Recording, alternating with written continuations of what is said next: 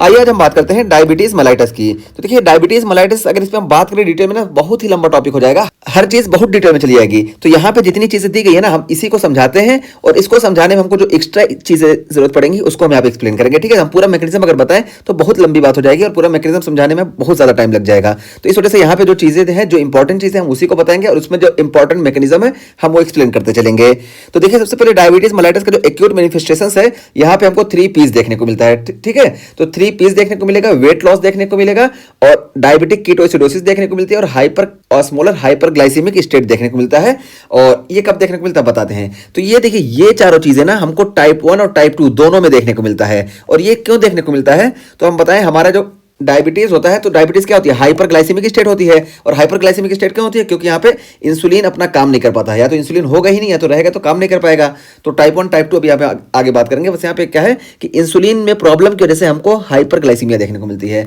अब जो हाइपरग्लाइसीमिया हमको ब्लड सर्कुलेशन में देखने को मिलेगी तो उस वजह से क्या होगा कि किडनी में जो ब्लड आएगा ना, यहाँ पे देखिए जीएफआर में जो ब्लड फिल्टर हुआ इसमें ज्यादा जो है ग्लूकोज प्रेजेंट होगा। तो जब ज्यादा ग्लूकोज प्रेजेंट हुआ तो SGLT2 यहाँ पे रिसेप्टर होते हैं, इसके थ्रू ये एब्जॉर्ब होते हैं। लेकिन सारे SGLT2 यहाँ पे अपना वर्क करेंगे तब भी जितना ग्लूकोज यहाँ से आया है ये एब्जॉर्ब नहीं हो पाएगा और यहाँ से देखिए हमको ग्लूकोज ज्यादा लॉस देखने को मिलेगा। ठीक है, तो जब ग्लूकोज यूरिन में ज्यादा लॉस होगा तो ग्लूकोज के साथ साथ वाटर भी लॉस होगा। ठीक है, तो ग्लूकोज के साथ साथ वाटर भी लॉस होगा, इसी वजह से हमको पॉलीयूरिया देखने को मिलेगा। और जब वाटर ज्यादा लॉस होगा तो क्या होगा कि हमारी बॉडी में फ्लूइड की कमी होगी, इसी वजह से पॉलीडिप्सिया देखने को मिलेगा। और ये देखिए ग्लूकोज ज्यादा होने की वजह से ऑस्मोलरिटी इंक्रीज हो जाएगी और जब ऑस्मोलरिटी इंक्रीज होगी ना तो ये हाइपोथैलेमस को स्टिमुलेट करेंगे और हाइपोथैलेमस में ये लेटरल न्यूक्लियस को स्टिमुलेट करेंगे और जब लेटरल न्यूक्लियस स्टिमुलेट होगा इस वजह से हमको पॉलीफेजिया देखने को मिलेगा। ठीक है, तो पता चला कि हाइपोथैलेमस की वजह से पॉलीफेजिया देखने को मिलेगा, पॉलीयूरिया पॉलीडिप्सिया ये क्यों देखने को मिला हम बता दिए। और वेट लॉस क्यों देखने को मिला तो देखिए इसका भी मैकेनिज्म बता दें कि ये हमारा ग्लूकोज जो होता है, ग्लूकोज इंसुलिन के प्रेजेंस में क्या होता है कि इंसुलिन देखिए यहाँ पे हमारे एडिपोज टिश्यू पे GLUT4% होते हैं और हमारे स्केलेटल मसल पे GLUT4% होते हैं। तो जब हाइपरग्लाइसीमिया वाली स्टेट आती है तो इंसुलिन ज्यादा होता है और इंसुलिन आके इस GLUT4 का नंबर बढ़ा देता है, जिसकी वजह से ग्लूकोज जो होता है ये चला जाता है हमारे एडिपोज टिश्यू में और स्केलेटल मसल्स में। और एडिपोज टिश्यू में ये देखिए ये जाके स्टोर हो जाता है ग्लूकोज। ठीक है, एडिपोज टिश्यू में लंबी मैकेनिज्म होती है, कुल मिला के ये ग्लूकोज जाके यहाँ पे फैटी एसिड का फॉर्मेशन करेगा और यहाँ पे स्टोर हो जाता है नॉर्मल कंडीशन में जब इंसुलिन ज्यादा है। लेकिन अब यहाँ पे जब इंसुलिन अपना काम नहीं कर पाएगा ना तो क्या होगा, तो देखिए इंसुलिन अपना काम नहीं कर पाएगा तो सबसे पहली बात है कि यहाँ पे हाइपरग्लाइसीमिया हुई, इसके अंदर ग्लूकोज नहीं जाएगा, ना इसमें जाएगा ना इसमें जाएगा, ये चीज हुई। और उसके बाद देखिए यहाँ पे एक इंजाइम होता है लाइपोप्रोटीन लाइपेज। लाइपोप्रोटीन लाइपेज क्या करता है, ये एडिपोज टिश्यू का ब्रेक डाउन करता है और ये लाइपोप्रोटीन लाइपेज इंसुलिन से इनहिबिट रहता है। ठीक है, तो इंसुलिन इसको इनहिबिट किए रहता है, लेकिन डायबिटीज की कंडीशन में ये इंसुलिन काम ना करने की वजह से लाइपोप्रोटीन लाइपेज इनहिबिट नहीं होगा और जब लाइपोप्रोटीन लाइपेज इनहिबिट नहीं होगा तो ये एडिपोज टिश्यू का ब्रेकडाउन ज्यादा देखने को मिलेगा, इसी वजह से हमको वेट लॉस देखने को मिलेगा। ठीक है, तो ये मैकेनिज्म हम बता दिए। यहाँ पे देखिए काउंटर रेगुलेटरी हार्मोन जैसे ग्लूकागॉन है, इसी तरीके से कॉर्टिसोल है या इसी तरीके से हमारा ग्रोथ हार्मोन वगैरह है, तो ये काउंटर रेगुलेटरी हार्मोन जो होते हैं ये भी इसको स्टिमुलेट करते हैं। लेकिन मेन चीज क्या है कि इंसुलिन से ये इनहिबिट रहता है, जब इंसुलिन अपना काम नहीं कर पाएगा तो ये स्टिमुलेट रहेगा। ठीक है, तो ये स्टिमुलेट रहेगा, इसी वजह से हमको वेट लॉस देखने को मिलता है। और स्केलेटल मसल्स में GLUT4 नहीं प्रेजेंट होगा, इस वजह से इसमें जो है ग्लूकोज नहीं जाएगा और यहाँ से भी हमको वेट लॉस ही देखने को मिलेगा, वेट गेन नहीं देखने को मिलेगा। ओवरऑल हमको वेट लॉस देखने को मिलता है, ये चीज हुई। और यही देखिए यहाँ पे हमको टाइप 1 में डायबिटिक कीटोएसिडोसिस देखने को मिलता है। और टाइप 1 में डायबिटिक कीटोएसिडोसिस क्यों देखने को मिलता है तो देखिए इसी लाइपोप्रोटीन लाइपेज से इसका रोल है। क्यों, लाइपोप्रोटीन लाइपेज हमको मालूम है कि ये इंसुलिन से इनहिबिट होता है और टाइप 1 में इंसुलिन नहीं प्रेजेंट होती है तो पता चला ये नहीं इनहिबिट होगा, इस वजह से ज्यादा जो है एडिपोज टिश्यू का ब्रेकडाउन होगा। और जब ज्यादा से ज्यादा एडिपोज टिश्यू का ब्रेकडाउन होगा तो ये पहले तो ग्लूकोनियोजेनेसिस का पाथवे स्टिमुलेट करेगा, लेकिन ग्लूकोनियोजेनेसिस भी ये जो एडिपोज यहाँ से रिलीज हो रहा है ना फ्री फैटी एसिड, इसको यूटिलाइज नहीं कर पाएगी। जब फ्री फैटी एसिड को ये ग्लूकोनियोजेनेसिस भी यूटिलाइज नहीं कर पाएगी तो ये फ्री फैटी एसिड ये लीवर में जाके ये कन्वर्ट हो जाएगा हमारे कीटोन बॉडीज में। ठीक है, तो जो कीटोन बॉडीज में कन्वर्ट होगा इसी वजह से हमको डायबिटिक कीटोएसिडोसिस देखने को मिलेगा। तो टाइप 1 में ही देखने को मिलता है, टाइप 2 में इसलिए देखने को मिलता है कि टाइप 2 में इंसुलिन ज्यादा होता है। तो जब ज्यादा इंसुलिन होता है ना तो कुछ ना कुछ इस LPL को इंसुलिन इनहिबिट किया रहता है, इस वजह से टाइप 2 में हमको डायबिटिक कीटोएसिडोसिस नहीं देखने को मिलता है। तो यहाँ देखिए डायबिटिक कीटोएसिडोसिस ये टाइप 1 में सिर्फ देखने को मिलेगा और हाइपर ऑस्मोलर हाइपरग्लाइसेमिक स्टेट हमको देखने को मिलता है टाइप 2 में। क्यों, क्योंकि यहाँ पे जो इंसुलिन भी ज्यादा होगा और यहाँ पे ग्लूकोज भी ज्यादा होगा, इस वजह से यहाँ पे हमको हाइपर ऑस्मोलर हाइपरग्लाइसेमिक स्टेट देखने को मिलेगा। और उसका फिर देखिए क्या बताया कि rarely can be caused by unopposed secretion of growth hormone and epinephrine and also seen in patient on glucocorticoid therapy, या जिसको स्टीरॉयड डायबिटीज बोलते हैं। तो डायबिटीज हमको इन सारी कंडीशन में भी देखने को मिलेगा। क्यों? क्योंकि ये सारे जो हार्मोन है ना, ये इंसुलिन के काउंटर रेगुलेटरी हार्मोन है। ठीक है, हम अभी बता के आए कि इंसुलिन के काउंटर रेगुलेटरी हार्मोन है और ये एलपीएल की एक्टिविटी को इंक्रीज कर देते हैं। इस वजह से इंसुलिन का ब्रेकडाउन ज्यादा से ज्यादा देखने को मिलेगा और ये ग्लूकोनियोजेनेसिस को स्टिमुलेट करते हैं। इस वजह से मतलब ये सारे जो होते हैं ना इंसुलिन के काउंटर रेगुलेटरी हार्मोन हुए, इस वजह से ये भी जो है हमको डायबिटीज शो का फिनोमिनन शो कराते हैं। इसी वजह से जब ग्लूकोकॉर्टिकॉइड ज्यादा होता है तो इसको स्टीरॉयड डायबिटीज बोलते हैं। ठीक है, तो ये चीज हुई। अब डिटेल में हम जाएंगे तो बहुत लंबा होगा, अगर आपको चाहिए होगा हम बता देंगे।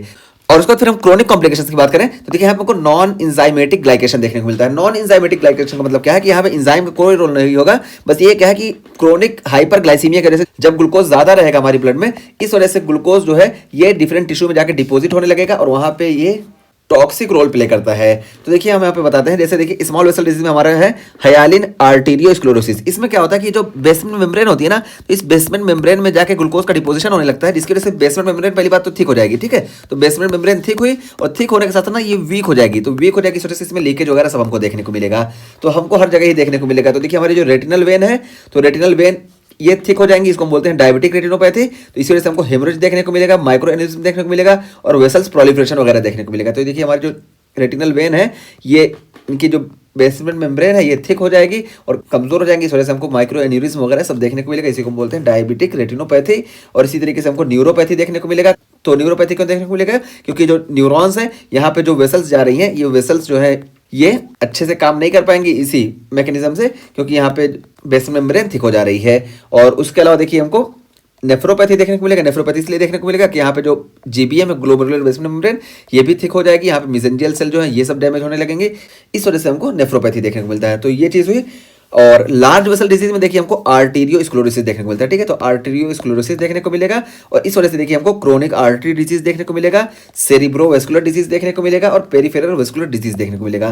तो ये हमारी लार्ज वेसल डिजीज है। और लार्ज वेसल डिजीज क्या है कि यहाँ पे हमको ब्लॉकेज वगैरह देखने को मिल सकता है, थ्रोम्बोएम्बोलिज्म या इसी तरीके से स्टेनोसिस कुछ भी देखने को मिल सकता है। तो लार्ज वेसल डिजीज हमको डायबिटीज के केस में देखने को मिलती है। और देखिए MI is the most common cause of death. तो यहाँ पे लार्ज वेसल डिजीज में जो है ये क्रोनिक आर्टरी डिजीज की वजह से एमआई होगा और एमआई ही जो है most common cause of death है यहाँ पे। और उसके बाद देखिए ऑस्मोटिक डैमेज है कि यहाँ पे जब हाइपरग्लाइसीमिया होगा इसकी वजह से क्या होगा, sorbitol accumulation in organ with aldose reductase and decrease और एब्सेंट सॉर्बिटॉल डिहाइड्रोजिनेज। तो यहाँ पे देखिए जब हाइपरग्लाइसीमिया बहुत ज़्यादा देर तक रहेगी तो क्रोनिक यानी कंडीशन है, तो यहाँ पे जो ग्लूकोज है ये सॉर्बिटॉल में कन्वर्ट हो जाएगा और ये जब सॉर्बिटॉल में कन्वर्ट हो जाएगा फिर सॉर्बिटॉल ये बॉडी के डिफरेंट ऑर्गन में एक्युमुलेट होने लगेगा और यहाँ पे एल्डोज रिडक्टेज प्रेजेंट होंगे। ठीक है, तो सॉर्बिटॉल और एल्डोज रिडक्टेज प्रेजेंट होंगे, लेकिन यहाँ पे सॉर्बिटॉल को ब्रेक डाउन करने के लिए सॉर्बिटॉल डिहाइड्रोजिनेज प्रेजेंस नहीं होगा। तो ये क्रोनिक कॉम्प्लिकेशंस है और यहाँ पे हमको सॉर्बिटॉल ज्यादा देखने की वजह से ऑस्मोटिक डैमेज देखने को मिलेगा। ठीक है, तो ये ऑस्मोटिक डैमेज हमको देखने को मिला। और देखिए हमको न्यूरोपैथी देखने को मिलेगा। न्यूरोपैथी का मैकेनिज्म वही बताया कि यहाँ पे जो वेसल्स हैं ये काम नहीं करेंगे, इस वजह से हमको न्यूरोपैथी देखने को मिलेगा। और न्यूरोपैथी में देखिए हमको मोटर न्यूरोपैथी भी देखने को मिल सकता है और सेंसरी न्यूरोपैथी भी देखने को मिलेगा। और सेंसरी न्यूरोपैथी में देखिए हमको glove and stocking distribution. Glove and stocking distribution क्या होता है कि देखिए हमारा जो हाथ होता है ये पेरिफेरल दोनों हाथ यहाँ पे जहाँ पे हम ग्लव्स पहनते हैं और ये देखिए पैर में या हाथ में स्टॉकिंग करती है ना लड़कियाँ, तो ये जो होता है यहाँ से सबसे पहले सेंसेशन जो होती है ये इसमें प्रॉब्लम देखने को मिलती है, टिंगलिंग निमनेस वगैरह देखने को मिलता है। ठीक है, तो इसी को हम बोलते हैं ग्लव एंड स्टॉकिंग डिस्ट्रीब्यूशन। और देखिए हमारा ऑटोनोमिक डिजनरेशन हो जाता है और ऑटोनोमिक डिजनरेशन की वजह से गैस्ट्रोइसोफेजियल रिफ्लक्स डिजीज देखने को मिलता है, गैस्ट्रोपेरेसिस देखने को मिलता है और डायबिटिक डायरिया देखने को मिलता है। ठीक, तो ये सारा हमको क्यों देखने को मिलता है? क्योंकि यहाँ पे वेगस नर्व जो होती है हमारी ये डैमेज हो जाती है, इस वजह से हमको ऑटोनोमिक न्यूरोपैथी देखने को मिलता है डायबिटीज के केस में। और कैटरेक्ट भी देखने को मिलता है। और कैटरेक्ट क्यों देखने को मिलता है? तो यहाँ पे हम बताया कि लेंस के अंदर जब ग्लूकोज ज्यादा होगा तो ये ग्लूकोज जो लेंस के अंदर जाता है तो ये सॉर्बिटॉल में कन्वर्ट हो जाता है और जब सॉर्बिटॉल में कन्वर्ट होता है तो सॉर्बिटॉल यहाँ अंदर से बाहर नहीं आ पाता है, इस वजह से सॉर्बिटॉल लेंस के अंदर एक्युमुलेट होने लगता है और लेंस जो होता है ये ओपेक हो जाता है, तो इसी को हम बोलते हैं कैटरेक्ट। तो हमको कैटरेक्ट भी देखने को मिलेगा डायबिटीज में। तो ये हो गए क्रोनिक कॉम्प्लिकेशंस।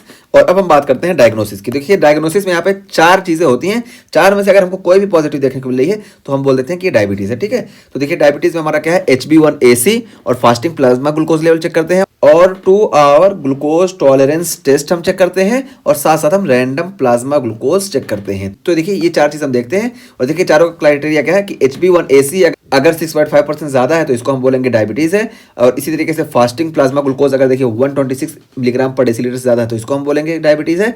और देखिए ये अगर हमारा 200 मिलीग्राम पर डेसीलीटर से ज़्यादा है तब हम इसको बोलेंगे, और ये भी 200 मिलीग्राम से ज़्यादा है तब बोलेंगे। अब यहाँ पे देखिए HbA1c क्या होता है ये बताया गया, reflect average blood glucose over period 3 month, ठीक है। तो 3 मंथ के एवरेज ग्लूकोज के लोड को ये बताता है। और देखिए इन्फ्लुएंस्ड बाय आरबीसी से टर्नओवर, तो आरबीसी के टर्नओवर से इन्फ्लुएंस होता है। तो यहाँ पे यही बताया गया कि आरबीसी का हमारी जो लाइफ स्पेन होती है लगभग 4 महीने होती है, ठीक है, 3 से 4 महीना।